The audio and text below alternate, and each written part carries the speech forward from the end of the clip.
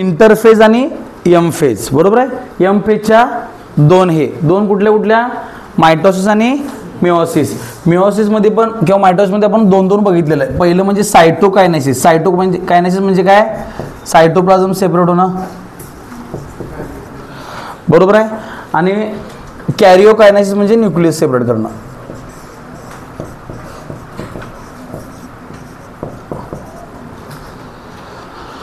बरोबर आहे. आता या कॅरिओकायनेसिसच्या सायटोकायनेसिसच्या काही एवढ्या मोठ्या स्टेज होत्या काल, काय प्रोफेज, मेटाफेज, एनाफेज, टेलोफेज.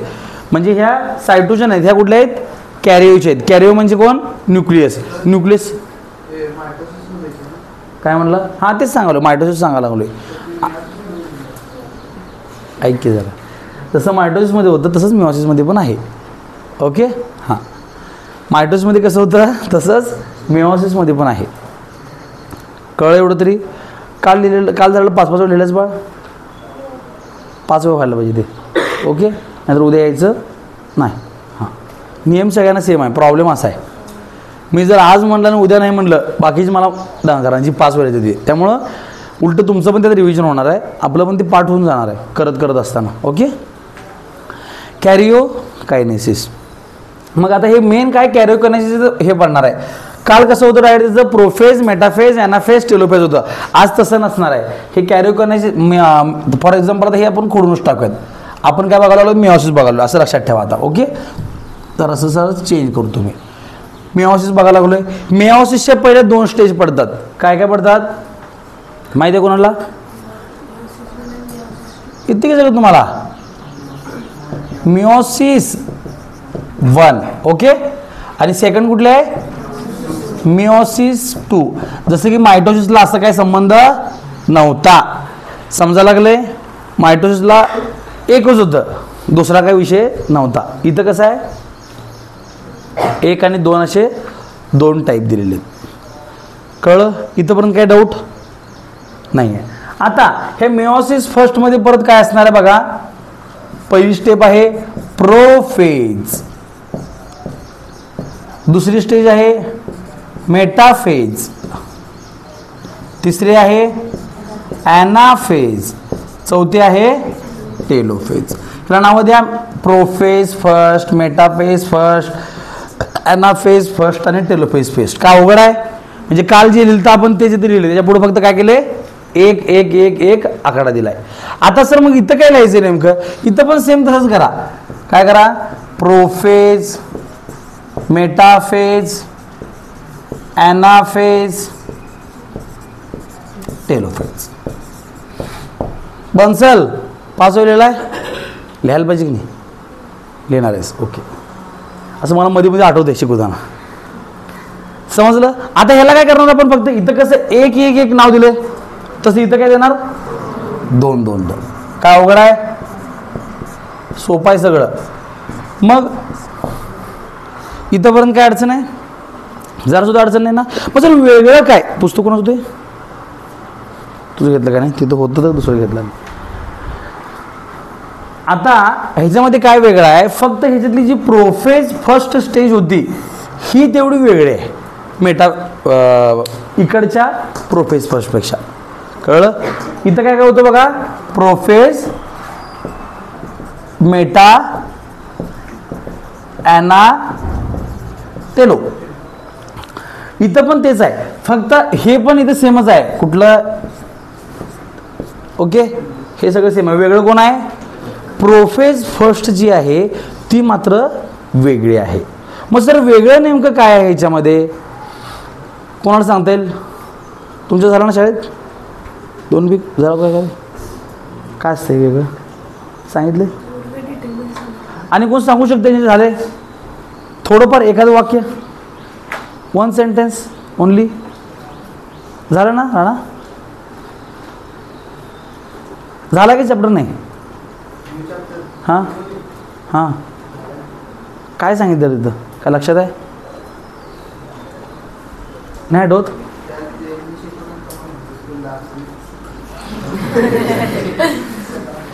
कसं आहे बार्गेन टोलं की नाही मला, बरं ठीक आहे.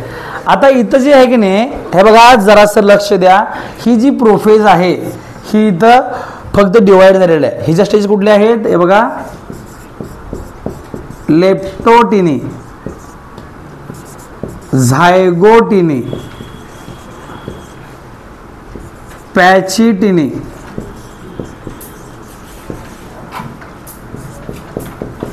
डिप्लोटिनी,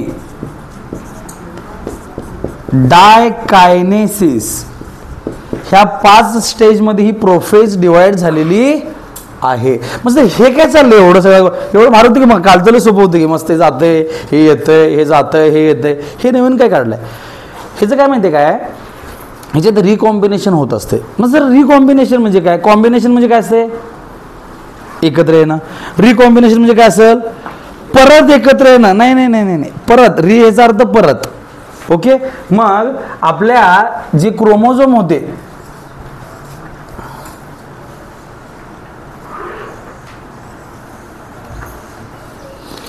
हे जे क्रोमोझोम होते ते काय करणार आहे आपण, तुम्हाला दुसरी गोष्ट सांगतो ती सांगायची राहून गेली आपली. मेओसिस मध्ये कसं असतं माहिती काय, 2n असं क्रोमोझोम असतात. किती असतात क्रोमोझोम.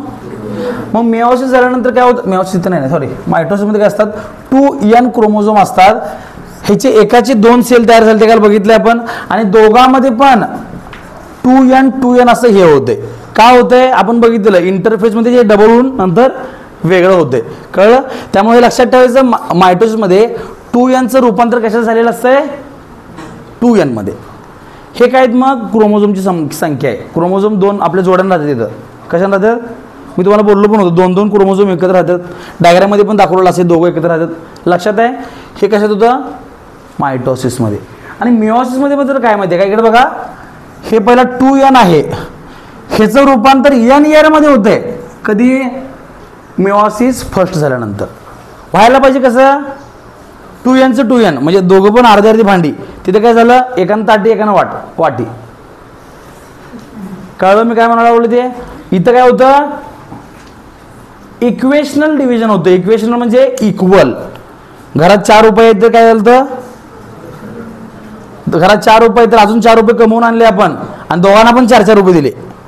समजलं किती काय तुला. हां, ह्यांच्या आजोबांना काय करायचं होतं, ह्यांच्या बाप्पांची आणि काकांची वाटणी करायची आहे. घरात किती रुपये होते 400 समजा आपण 4 लाख रुपये आहेत. किती रुपये आहेत, मग यांच्या काका आजोबांनी सांगितलं पंच्या बाप्पांना आणि काकांना दोघांनी पण 2-2 लाख पहिला आणून द्यायचे मला. मग झाले किती रुपये 8 लाख. 8 लाखाचे 2-2 डिवाइड 2-2 लाख झाले. हे उदाहरण लक्षात ठेवायचं.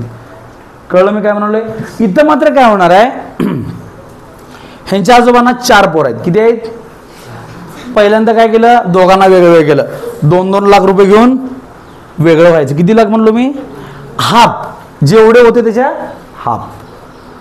समजलं मी काय म्हणायला लागलो ते. आणि ते 2 लाख आणि परत त्याचे डिवाइड झालं, हे जो होताना परत n असं झालं मिओसिस 2 मध्ये. कळलं मी काय सांगायला लागलो ते जरासं. म्हणजे इकडे 2-2 लाख रुपये डिवाइड झाले आणि 2 लाखात राहावा म्हणले त्याने. समजायला लागले मी काय म्हणालो ते. इथं बघा 2nचं रूपांतर 2n काय आहे हे मायटोसिस. आणि मिओसिसमध्ये काय आहे 2nचं रूपांतर n मध्ये होणार मिओसिस फर्स्टमध्ये. आणि मिओसिस सेकंडमध्ये हे nचं रूपांतर परत म्हणजे 2n पासून तर किती सिंगल 4n तयार व्हायला लागलं. लक्षात आलं. आणि तो 2n पासून 2-2 2 आहेत. जरासं कळालंय हे तुम्हाला तिथे लिहायला लागतंय. मायटोसिस लिहिताना हे लिहायचं, मिओसिस लिहिताना हे लिहायचं आणि मग खाली सगळं लिहायला चालू करायचं. विसरणार आहे लक्षात जरा राहिले. ओके, मग आता मी तुम्हाला काय सांगितलं इथे n जाणार आहे ना खाली. कोण जाणार आहे 2 पैकी किती जाणार आहे पुढं 1 जण. मात्र काय करायचं माहिती आहे का, इथं मग आता 2 जण आहेत, दोघांचे पण गुण जरा यायला पाहिजेत. 2 क्रोमोझोम होते ना इथं, हे बघा हाय क्रोमोझोम आणि हाय क्रोमोझोम. जाणार कुठला आहे, एकच जाणार आहे. मग ह्यो याला शिकवतोय कसं वागायचं ते. कळलं. जो पुढे जाणार त्याला सांगतोय हे असं पण वाग तसं पण वाग. मग वागतोय का, शिकवायचं कसं याला, शिकवायचं याला म्हणजे रिकॉम्बिनेशन करायचं. ओके, मग रिकॉम्बिनेशन म्हणजे काय हे बघा.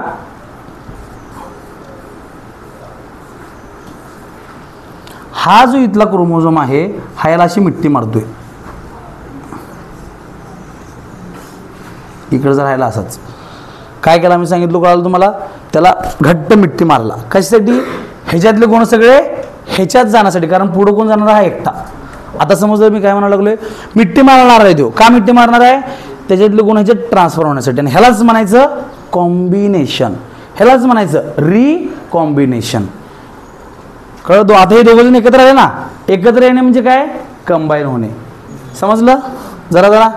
मग ही कंबाईन होण्याची स्टेज आता इथं कशासाठी आली हो? इथं कारण एक जण पुढे जाणार, इथं आलीच नव्हती. का आली नव्हती? कारण दोघं पण जोडीने जाणार आहेत ना पुढं, त्यामुळे कंबाईन व्हायची गरज आहे काय? नाही. इथं मात्र काय झालंय? एक जणच पुढे जाणार आहे, मग इथं कंबाईन व्हायची गरज आहे. आणि त्यासाठी हे रिकॉम्बिनेशन होत असते तिसऱ्या स्टेजमध्ये. तिसरी स्टेज म्हणजे पॅचिटिनी. रिकॉम्बिनेशन इथं लिहितो मी. म्हणा लेप्टोटिनी, झायगोटिनी, पॅचिटिनी, डिप्लोटिनी, डायकायनेसिस. म्हणा ताहिर तुझ्या मागं म्हणतो सगळे. चल. हां मन. लेप्टोटिनी, झायगोटिनी, त्याच्या मागं तुम्ही म्हणायचं. हां पॅचिटिनी, डिप्लोटिनी, डायकायनेसिस, लिप्टोटिनी, झायगोटिनी, पॅचिटिनी, डिप्लोटिनी, डायकायनेसिस. समजलं? हे पहिला पाठ करायचं. हे काय आहे? तो प्रोफेज फर्स्टचे सगळ्या स्टेज आहेत. ह्या लिहून काढायचे तिथे पेपरला लिहिताना. हे पहिला चार्ट काढायचा. कुठला करणार आपण? Meiosis, meiosis first, meiosis second, त्याच्या खाली 4 स्टेज लिहिणार, त्या खाली प्रोफेज लिहिणार, प्रोफेजसाठी साईडला बाण करून हे सगळे लिहिणार. समजलं इथंपर्यंत? काय अडचण आहे इथंपर्यंत? हां. ह्याच्या पुढं मेटाफेज आहे. मेटाफेज म्हणजे काय होतं लक्षात तुमचं? कालचं मेटाफेज काय होतं? न्यूक्लिअर मेम्ब्रेन कम्प्लिटली डिसॅपियर, न्यूक्लिओलस डिसॅपियर, त्यानंतर क्रोमोझोमचं कंडेन्सेशन पूर्णपणे होतंय. लक्षात आहे ना? आणि स्पिंडल फायबर मेटाफेजमध्ये होतं. हां स्पिंडल फायबर नाही, सेंट्रिओल डुप्लिकेट होतं इथं. ओके. मेटाफेजमध्ये लक्षात आहे ना तुमचं? काल मेटाफेज लिहिलं ते सगळं आहे तसं लिहायचं, आहे तसं पूर्ण. डायग्राम पण तीच काढायची. कशामध्ये? मेटाफेज 1 मध्ये. फक्त नाव वर द्यायचं मेटाफेज 1 आणि कालचं लिहिलेलं सगळं लिहायचं. काय अडचण आहे? सोपं आहे. म्हणजे काल केलेलं इथं सगळं परत आपल्याला वापरता येते. ॲनाफेज, ॲनाफेजमध्ये काय काय होतं? ते जे सेंट्रिओल चालते इकडे त्या सेंट्रिओलपासून काय होते? परत ह्या स्पिंडल फायबर तयार होतात. लक्षात आहे? सेंट्रिओल टू सेंट्रोमेअर पर्यंत. लक्षात आहे? आणि तिने काय करतात? ओढायला चालू करतात. लक्षात आहे का? विसरलं? ओढा लागल्यात. ओढल्यानंतर काय झालं? त्याचं बनावण्यासारखं स्ट्रक्चर तयार झालं. झालं काय? लक्षात आहे? जरा जरा. हे कशात होतं सगळं? ॲनाफेजमध्ये. टिलोफेजमध्ये काय झालं? सगळं पहिले जे उलटं झालं. म्हणजे परत डिकंडेन्सेशन झालं, न्यूक्लिओलस आला, न्यूक्लिअर मेम्ब्रेन पण आला आणि सेंट्रोल डबल झाला तो परत पहिला झाला. हे कशात लिहिणार तुम्ही? टेलोफेज फर्स्टमध्ये. समजलं मी काय म्हणायला लागलो ते? मग आता इथं काय झालं? ह्या स्टेजपर्यंत हे सगळं झालं. इथं लिहायचं आहे बघा. 2n चं रूपांतर कशात झालं? n. इथं लिहा मिओसिस फर्स्ट. काय अवघड आहे? आता हे एकदा डायग्राम झाल्या, परत पुढची डायग्राम लिहायची. Meiosis second. तिथं काय लिहिणार आपण? Prophase second. आता इकडे लक्ष द्या जरासं. प्रोफेज सेकंड परत हे 5 स्टेप होत नाहीत बरं काय? ह्या 5 स्टेप होत नाहीत. ह्या 4 स्टेप कशा आहेत? परत मायटोसिस मधल्या पहिल्या सगळ्या म्हणजे प्रोफेजमध्ये काय होणार? तुम्ही लिहिलेलं परत लिहायचंय. न्यूक्लिअर मेम्ब्रेन जाणार, कळलं? न्यूक्लिओलस जाणार, सेंट्रिओल डबल होणार आणि कंडेन्सेशन होणार. इथे लिहायचं परत सगळं. ओके. मेटाफेज सेकंडमध्ये परत तेच लिहिणार जे इथे लिहिलं तिथे लिहायचं. फक्त वेगळं काय? इथं नाव 1 नंबर द्यायचं, इथं नाव 2 नंबर द्यायचं. काय अवघड आहे? लिहायचं मात्र तेच आहे. ॲनाफेज सेकंडमध्ये इथं जसं लिहिलं तसंच सगळं इथं लिहायचं आहे. टेलोफेजमध्ये इथं लिहिलं तसंच इथं लिहायचं. काय अवघड आहे? आणि ह्या स्टेजमध्ये काय होतंय? इथं जे 2nचं n झालं होतं, ह्या nचं रूपांतर n करण्यासाठी आपण एवढा सगळा हट्टास केला. म्हणजे ही स्टेज आहे एवढी इकडची. लक्षात आलं ना मी काय सांगायला लागलोय? काल तुम्ही केलेलं सगळ्यांचं जे परफेक्ट झालं तर तेच आपण इथे 3 स्टेजमध्ये लिहिणार, तेच आपण इथे 4 स्टेजमध्ये लिहिणार आहे. म्हणजे कालचं किती महत्त्वाचं होतं लक्षात आलं. आणि म्हणून काल आपण एवढं स्लो शिकवलं होतं. सगळ्यांना समजलं का नाही? मी तुम्हाला सांगायला लागलोय मिओसिस आणि मायटोसिस मध्ये डिफरन्स. मायटोसिस आपलं काय होतं, प्रोफेज, मेटाफेज, एनाफेज, टेलोफेज एवढंच होतं. डाऊट काय आहे? नाही. त्यात जे काय 4 वाक्य 2 वाक्य 4 वाक्य एवढेच वाक्य पाठ करायचे होते ते तुम्ही पाठ केला. ते वाक्य तुम्ही इथे लिहिणार आहे. कुठे कुठे लिहिणार आहे बघा. फक्त यातली प्रोफेज एक वेगळे आहे. प्रोफेज एक मध्ये काय होणार आहे, लेप्टोटिनी, झायगोटिनी, पॅचेटिनी, डिप्लोटिनी, डायकॅनेसिस नाव पाठ करायची जी तुमच्या पुस्तकात दिलेली नाहीत. तुमच्या पुस्तकात 1 2 3 4 5 असा आकडा टाकलाय. फक्त टाकलाय का बघा. Page number 19 diagram number 2.8 meiosis part 1 म्हणले त्यांनी. म्हणलंय त्यात त्यांनी प्रोफेज 1 ते 5 लिहिलेत. काय ते 1 ते 5 ह्या स्टेज सांगितल्यात, नावासकट सांगितलं तुम्हाला मी. ओके. त्यानंतर मेटाफेज झालं, एनाफेज झालं, टेलोफेज झालं. जे आपलं काल होतं तसंच सगळं लिहिलेलं आहे आपण. त्यानंतर खाली लिहिलं बघा मिओसिस पार्ट 2. तिथं मात्र काल जे सगळं होतं प्रोफेज, मेटाफेज, एनाफेज, टेलोफेज ते सगळं इथे लिहिलेलं आहे. ओके. सगळं ते इथे लिहिलंय. अडचण आहे काय, कालचं लिहिलेलं आपलं फक्त थोडक्यात 3 आणि 4 ठिकाणी 7 ठिकाणी लिहायचे. फक्त एकच स्टेज वेगळी लिहिणार आहे आपण. कळलं. आणि ती तेवढी नावंही पाठ करायची. म्हणा लेप्टोटिनी, झायगोटिनी, पॅचेटिनी, डिप्लोटिनी, डायकायनेसिस. काय अवघड आहे. हे 5 शब्द पाठ झाले. बाकी सगळं कालचं लिहायचंय. फक्त हे 2 लक्षात ठेवायचे आपल्याला. पहिल्या स्टेजमध्ये 2N चं NN होते, ह्याला आपण मिओसिस 1 म्हणायचं. राहिलेलं Nचं आहे परत त्याचं NN होते, ह्याला आपण मिओसिस 2 म्हणले. हे कुणामध्ये होते बघा, जर्म सेलमध्ये होते, म्हणजे स्पर्म आणि ओव्हरीमध्ये होते. बाकी सगळं केसापासून नखापर्यंत वाढ करायचं काम कोण करते, मायटोसिस करते. कळलं. मायटोसिस फारच महत्वाचं आहे. काय, आणि हे मात्र रिप्रोडक्शन करण्यासाठी महत्वाचं. पुढची पिढी तयार करायची म्हटलं तर कोण महत्वाचं, मिओसिस. तुमची वाढ करायची महत्वाचं कोण, समजलं. इथं आपला हा चॅप्टर संपतो. थांबतो.